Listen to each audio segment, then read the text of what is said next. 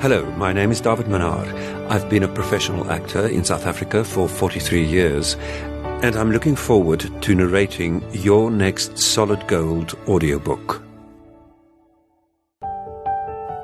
The first piece I'm going to read is from Thomas Budge's memoir, It Is What It Is. The MP unlocked my door and told me to wait. The afternoon sun was warm and disarming, and he knew that I posed no threat. Carrying a manila file, he rang the bell outside the main gate in the fence. The bell jangled. There was a rattling of keys. Warders opened up, and my escort disappeared inside. These detention barracks occupied a portion of land some 200 meters wide by about 100 deep. The front section of the great iron perimeter fence had 3 entrances, 2 on either side for vehicles, and the main pedestrian gate. The fence was high enough to obscure all interior buildings and dampen sounds, giving the place an air of mystery. My MP and 2 other soldiers emerged. The MP regarded me with a look of concern, shook my hand, wished me luck, and handed over custody.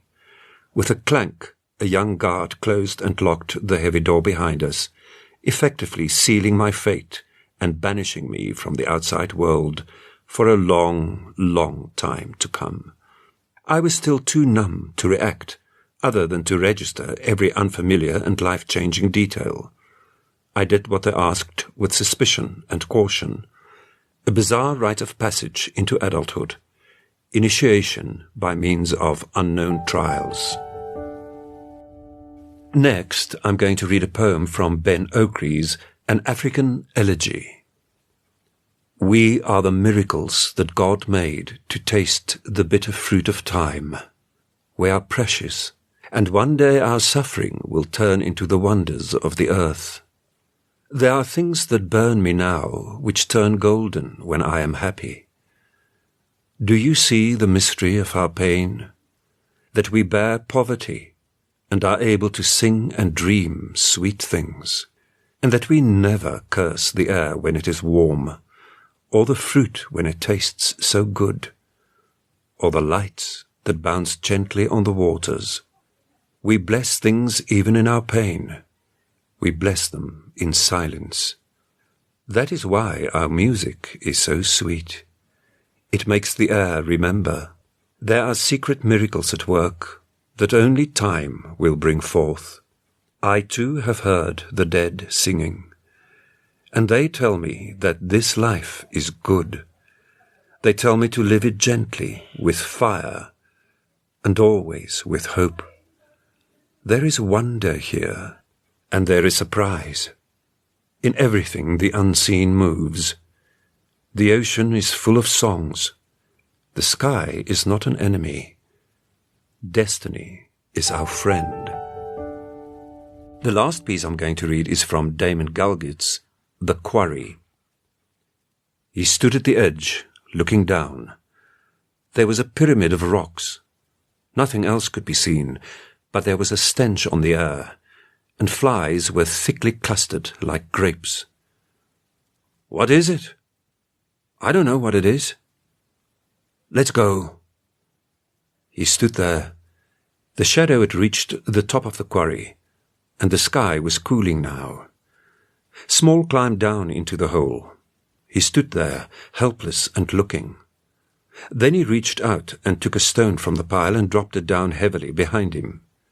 Flies rose droning around him, and the miasma of corruption was sweet. Small stood rigid, his body poised to run while he worked. He lifted the stones and dropped them. In time, the truth was uncovered. Jesus! No, Jesus! He got out of the hole. He was sweating and his hands were shaking. He stood there, staring down. Then he got back into the hole and continued with what he was doing. He picked up the rocks and he dropped them. An arm, a shoulder were apparent. I'm going to be sick, Small said. He went faster and faster. Then he stopped. He leant against the side of the hole and covered his face with his hand. A pebble hit Small on the arm. He looked up. It was close to dusk now, and the sky was dark blue in colour, but it was still possible to see in outline against it the forms of 3 men looking down. They were at the top of the quarry. It was Captain Mong and 2 others. They were standing very still, and in their uniforms and caps they were like models of men. They stood there, looking, not moving. Thank you for listening to my samples. I look forward to narrating your next Solid Gold audiobook.